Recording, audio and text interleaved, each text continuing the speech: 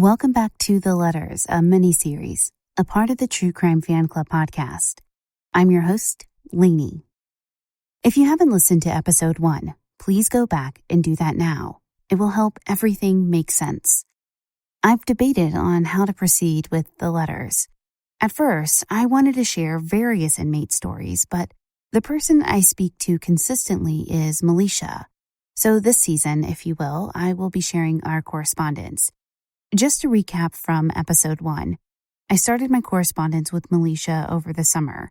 I wanted to reach out and have conversations with those who were overlooked because their crimes only made blips in the newspaper, if that. I'm not advocating or expressing support for these people or their crimes. However, I do want to share their stories. Perhaps you know someone who is incarcerated for similar crimes, or maybe this is the first time you're considering reaching out to an inmate. Whatever the case, I hope that you enjoy this episode. Okay, welcome to the letters.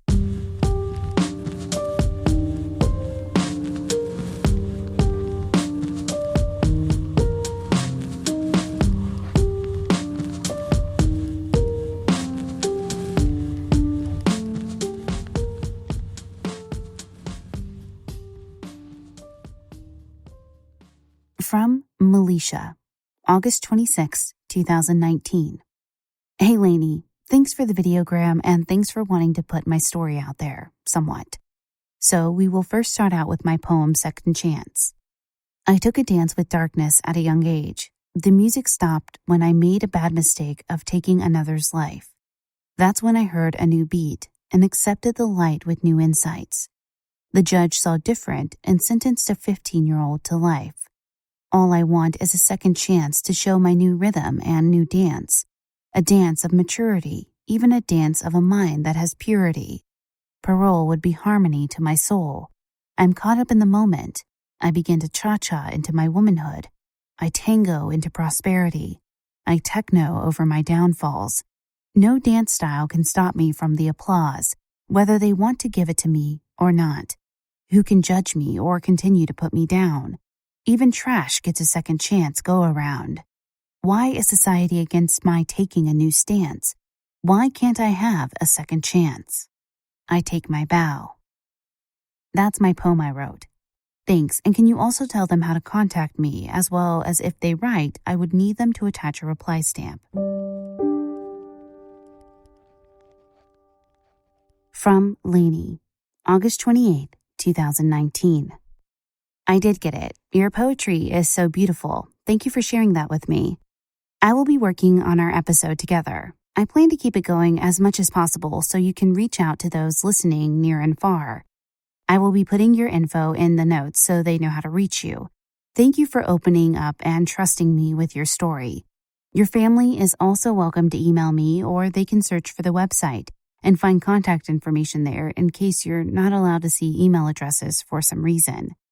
Is there anything you want to share with me about your life incarcerated? Did you start in juvenile and then transfer to an adult facility? What was that transition like?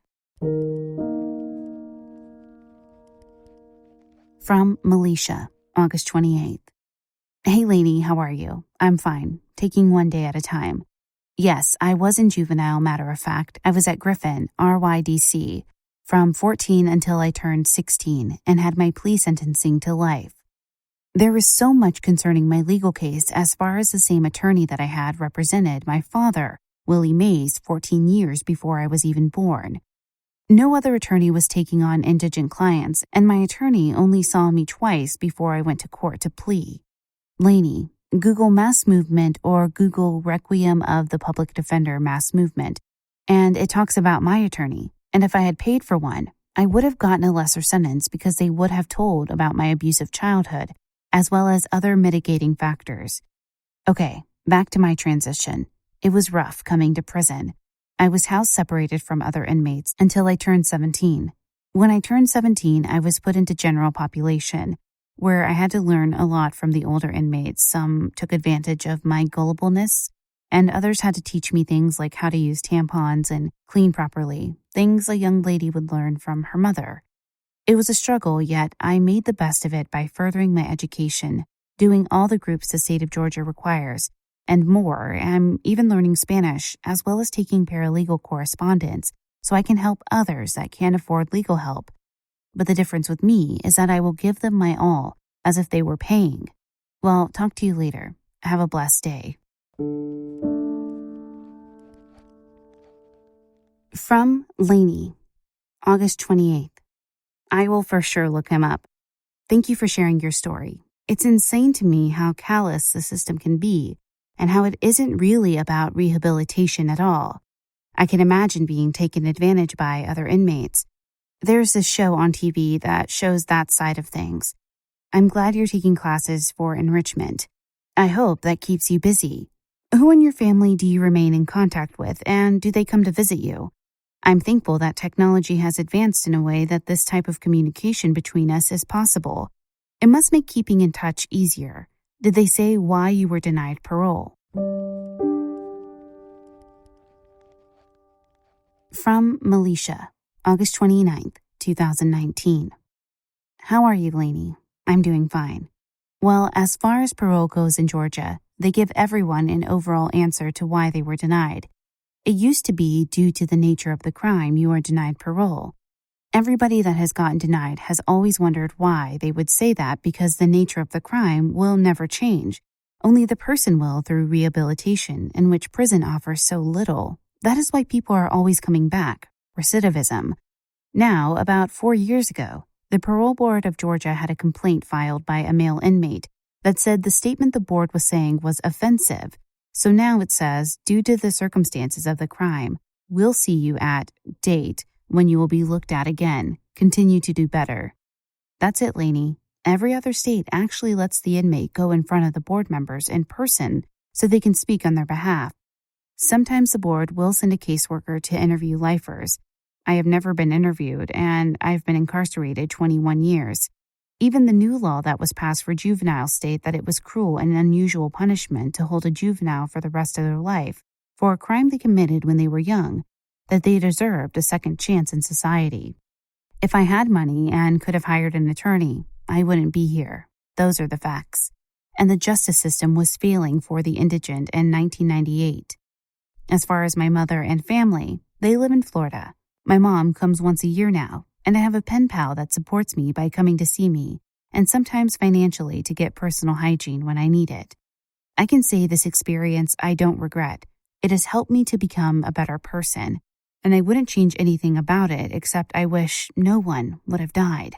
Talk to you later.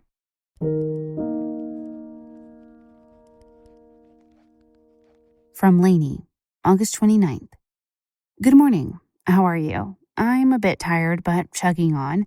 I had no idea you didn't go in front of the parole board. That makes no sense to me. How are you supposed to advocate for yourself if you can't speak on your own behalf? Do they think that you're the same 14-year-old? The justice system is so skewed it still amazes me, though it shouldn't. You said if you do get out, you wanted to minister the youth. How do you plan to start that?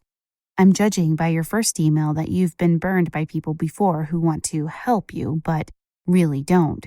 That's why I was pretty upfront from the beginning that I don't do advocacy work. However, I do hope someone will want to help you. The parole board and prison in general needs so many reforms. What is the environment like in your pod now? Have you moved around a lot, or have you been there for a while? From Milishia, August 29th. I want you as well as the audience to know that I take full responsibility of the crime I committed. I'm not trying to make lightly of what I did at that age. At the same time, I was relatively young and deserved punishment by law. The same time, the judicial system I was a victim to as well, because I and my family were poor and we couldn't afford an attorney, and the one we had represented my father, in which that was a conflict of interest. And still, I nor my family had a choice but to take the defense of counsel they appointed me. I was denied again for the second time, this time for 3 years. I met all the criteria for an inmate to make parole in the state of Georgia, to have a 5th grade level of education, good conduct report overall, groups they make mandatory. I've overachieved. I'm even a mentor for the youth that need guidance that the correctional officer staff can't give them. I even had a group of activist attorneys write a parole packet for me. I even had homes that accepted me in the state of Georgia that is on the parole board approved list, yet I was denied. If I could afford a post-conviction attorney in Georgia, that cost about $5,000 to $7,000. They would fight on my behalf, but I can't, so basically I'm in here till whenever. In this whole situation, I hurt my mother, my family. To everyone that suffered, I feel like I will always owe my life. But why not owe my life to the youth by being heard, by going to the schools so they can see me? Children learn by seeing. They listen, so why not let me do this? This is literally my passion. Don't we all want to be forgiving, especially carrying this weight I've carried? My life was rough as a child. I never got to tell that side in court because my attorneys told me that it would be better to take the plea of life than waste tax money, so I was conditioned to believe. I'm going to pause the case right here so you can hear a word from our sponsors.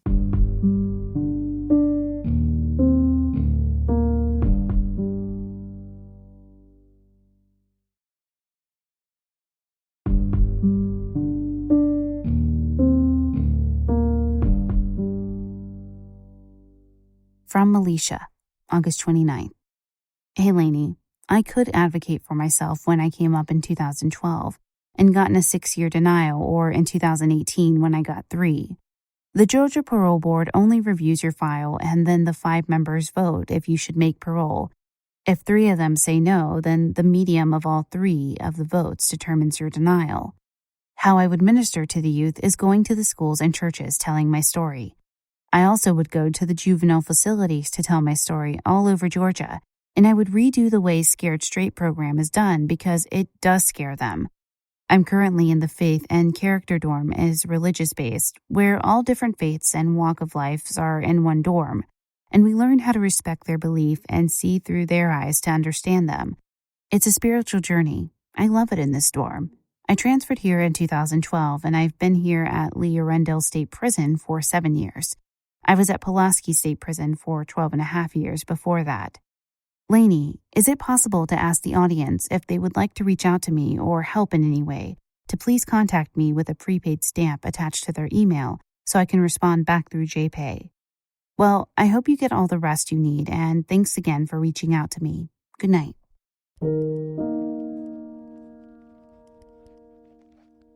From Milishia, August 31st. Hey Lainey, how are you? I want you to know and say to the audience my intentions are not to bash the Georgia Parole Board or judicial system or make light of my crime.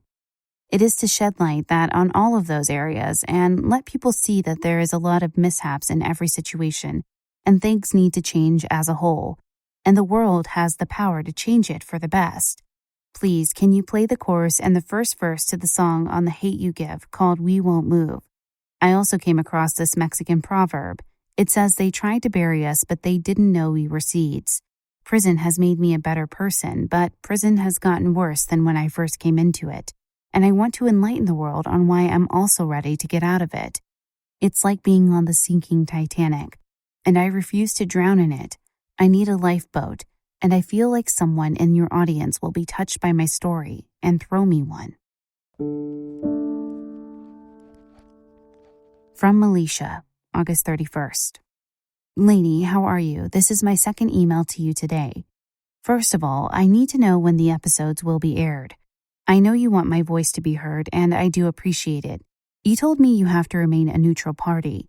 I need to know what steps I should have my family as well as myself take regarding me wanting to also have it where if your followers want to raise money to go towards legal help for me that can be aired at the end of the last episodes for me, like contacting me at the prison, or they can email me at JPay and attach a reply stamp so the inmate can respond back.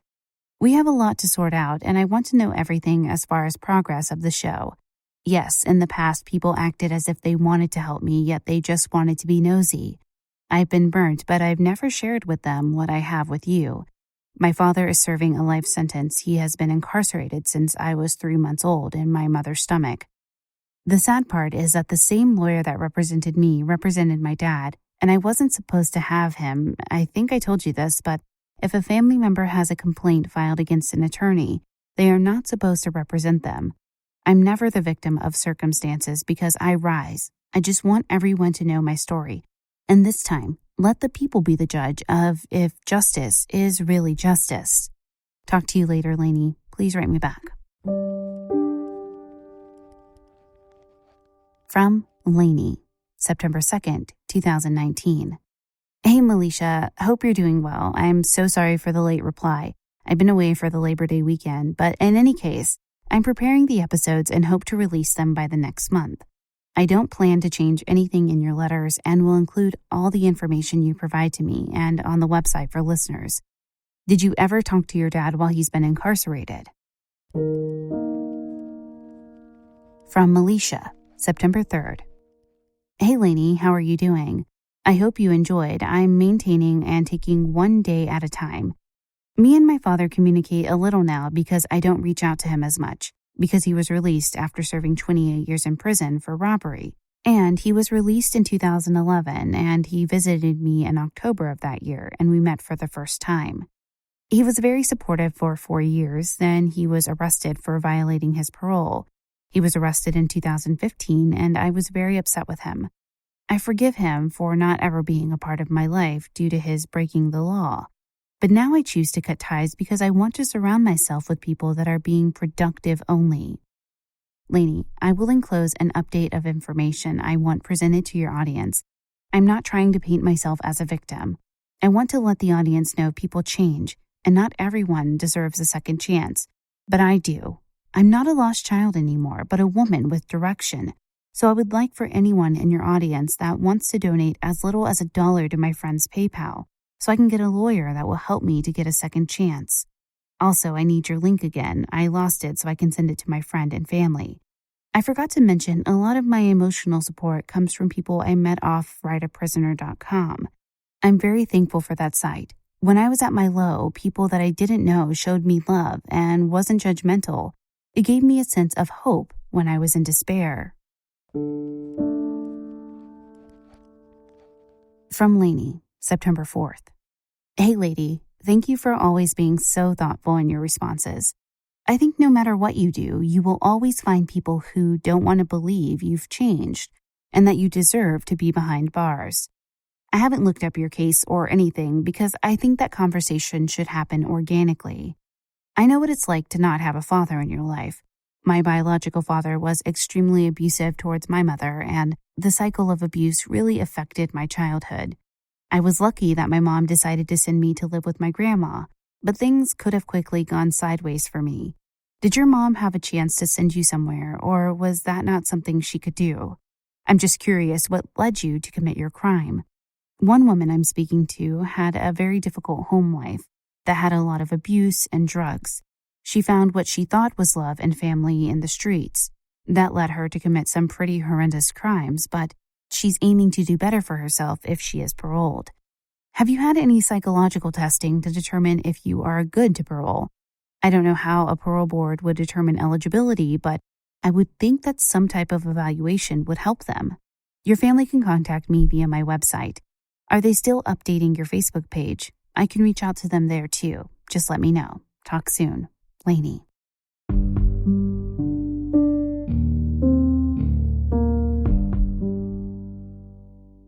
That is where I will end our correspondence for this episode. The JPay app is very flawed, so there were times she would write me and I wouldn't see the notification. I now make it a habit to check every day. I know some people will be confused as to why I'm doing this, but I just felt compelled to do it. I don't have any other explanation other than I just want to share their stories. I'll probably say this 1,000 times, but who else is going to share it? I don't have anything to gain from this whatsoever. I don't exploit these inmates as I've told them what the deal is from the beginning. If you would like to correspond with Milishia or donate to her legal fund, I'll leave her information in the show notes. If you have any questions for Milishia, she's happy to answer them. All you have to do is send me an email, tcfcpod@gmail.com, and I'll ask her on your behalf. As I said in the last episode, it's not my job to advocate for her, and I would be honest with you if I felt there was something off about her in any way. And so far, there isn't.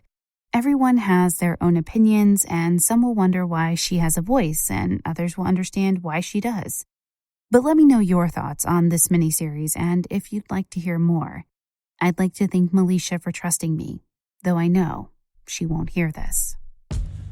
Thank you for listening. If you enjoyed this special mini-series from True Crime Fan Club, please be sure to rate, subscribe, and positively review the show on Apple Podcasts or wherever you listen to podcasts. It truly does help us out.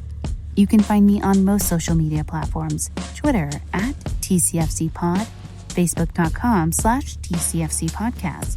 You can also find me on Instagram, TCFC_podcast. And of course, our website is truecrimefanclub.com. This episode was hosted by me, Lainey. Produced by Nico at We Talk of Dreams. Check him out on Twitter at We Talk of Dreams or WeTalkOfDreams.com.